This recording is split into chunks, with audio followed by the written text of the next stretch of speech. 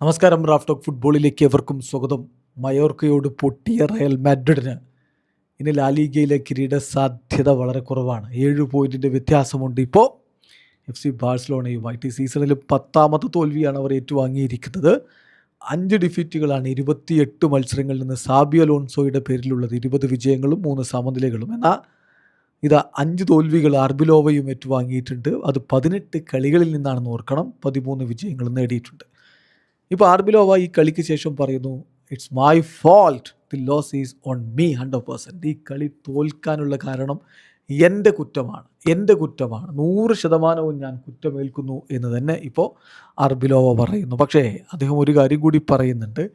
La Liga ഇനി അങ്ങോട്ട് പോകുമ്പോൾ തീർച്ചയായിട്ടും വളരെ ബുദ്ധിമുട്ടേറിയതാണ്.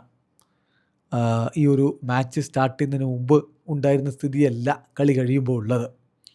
ഞാൻ എൻ്റെ പ്ലെയേഴ്സിനോട് പറയുന്നത്, ഇനിയുള്ള 8 മത്സരങ്ങളാണ് ബാക്കിയുള്ളത്. നമുക്ക് അവയെല്ലാം വിജയിക്കണം. അതാണ് എനിക്കെൻ്റെ താരങ്ങളോട് പറയാനുള്ളത്. പിന്നെ ഇപ്പോൾ ഈ കളി കഴിഞ്ഞ് ഡ്രസ്സിങ് റൂം വിട്ട് കഴിഞ്ഞാൽ ബയേണിനെ കുറിച്ച് ചിന്തിക്കണം.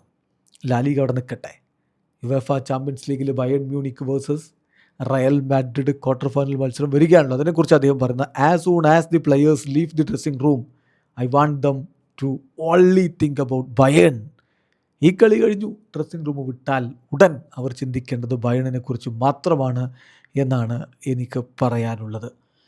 200% വിത്തൗട്ട് ഫോക്കസിങ് 200% നമ്മൾ വിജയിക്കാൻ പോകുന്നില്ല.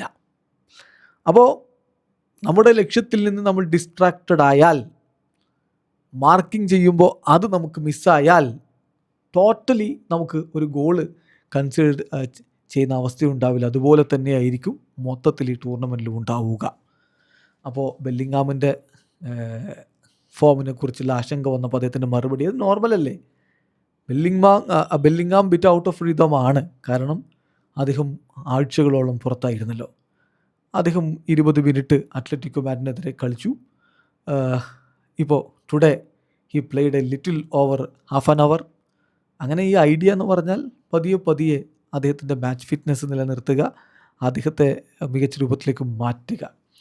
നമുക്ക് അദ്ദേഹത്തിൻ്റെ പീക്ക് മത്സരങ്ങൾ കളിക്കാതെ അദ്ദേഹം പീക്കിലെത്തുമെന്ന് നമുക്ക് പ്രതീക്ഷിക്കാൻ പറ്റില്ല. ഇത് ഇപ്പം അദ്ദേഹം ഒരു ഹോൾ ബ്രേക്കിന് ശേഷം വരുന്ന 2ാമത്തെ ഗെയിം മാത്രമാണ്. So we need to be patient with him എന്നുകൂടി ഇപ്പോൾ കോച്ച് പറയുന്നുണ്ട്. ഏതായാലും ലാലിഗ കൈവിട്ട മട്ടാണ്.